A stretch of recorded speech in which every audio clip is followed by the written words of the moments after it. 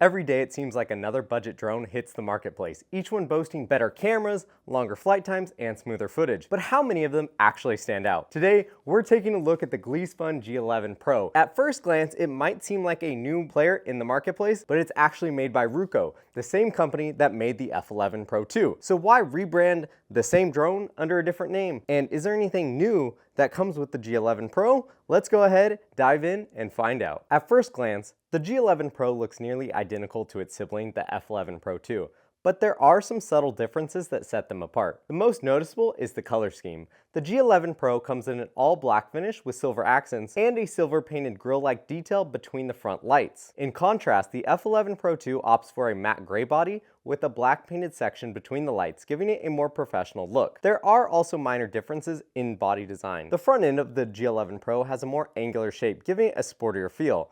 On the back, both drones do display branding in different spots.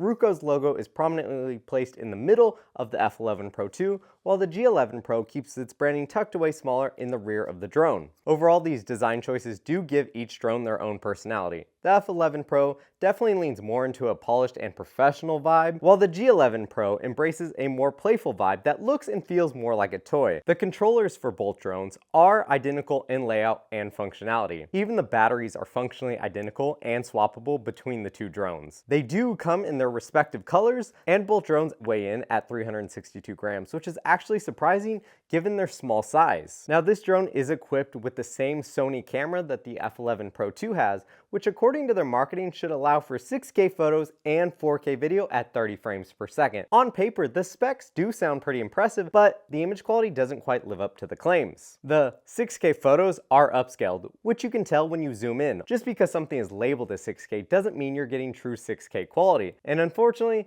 the same thing goes for its 4K video. The camera is more on par with what you'd expect from the DJI Neo, and that drone only costs around $200. That's about half as much as what they're asking for this drone. So if you are thinking about getting this for paid work, it's probably not going to get the job done. That being said, it does have a 3-axis gimbal, which is definitely a plus. So you will get stable footage, it just won't be the best quality. However, during my testing, I did have a couple issues where I was trying to get the drone to stay put and it was wanting to drift on me, so I did actually have to manually control it, which was making it hard to get the cinematic shots that I wanted. Now, these issues didn't happen all the time, but they did happen enough to catch my attention. And during one of my flights, the drone did actually suddenly start behaving erratically. Now, the app does display a small star icon in the upper right corner with a rising number. Basically, this is a warning sign for signal interference. The higher the number climbed, the more the drone panicked, wobbling and drifting unpredictably. If this happens, the safest thing to do is to land the drone and move to a different location. Oddly, in my case, the issue resolved itself after a few minutes and I didn't have to relocate, but I wouldn't count on that every time. The drone comes with 2 batteries, which will be plenty for most use cases. However, in my testing, I didn't quite hit the advertised 35-minute flight time per battery. Instead, I averaged closer to 25 minutes per battery. Keep in mind that the further you fly from the takeoff point, the quicker the low voltage return to home will trigger, thus reducing your actual flying time. When the drone's battery gets low, the return to home feature activates. If you've moved far from the takeoff point, the drone will begin to return once the battery reaches a critical level. However, it doesn't land automatically. Instead, it hovers around the takeoff spot until the battery gets even lower, and then it'll trigger the actual landing. Some might find this frustrating, but since the drone doesn't actually return to the exact precise location where you took off from, I actually appreciate having the opportunity to adjust the final landing location, that is, if I actually make it back in time. Despite not having any image tracking, the G11PRO, like the F11PRO2, offers a GPS follow mode. Unfortunately, in my testing, the drone will only follow from behind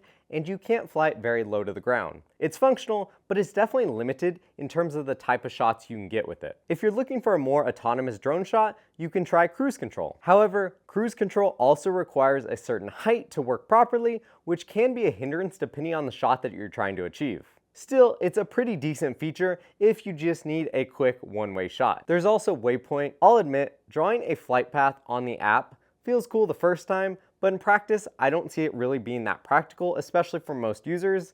And if you're off-road like me, you don't really have any data on the map to actually create any meaningful waypoints. Like I said at the start, budget drones like this are everywhere, and few truly stand out. The G11 Pro has its pros like cruise control, GPS follow, and decent stabilization thanks to that 3-axis gimbal. At the end of the day, if you decide to go with a drone like this one for your first entry-level drone, you are trading what I'd say is video quality for extra features like multiple batteries and GPS follow and cruise control. Plus, entry-level DJI drones don't offer follow modes for vehicles until you step up to their more higher-end models that come with obstacle avoidance. You can pick up a DJI Neo for around $200, which is half the price of this drone, and get around the same level of image quality. You could spend around $300 to $400 on a DJI drone and get better image quality, but if you want an extra battery, better accessories, the price is going to go up a couple $100. And that's where a drone like this comes in. If you're interested in checking out the G11 Pro or any of the drones that I mentioned in this video, go ahead and check out the links down below. Whether you're just starting out or looking for something affordable to play around with, these options might be worth considering.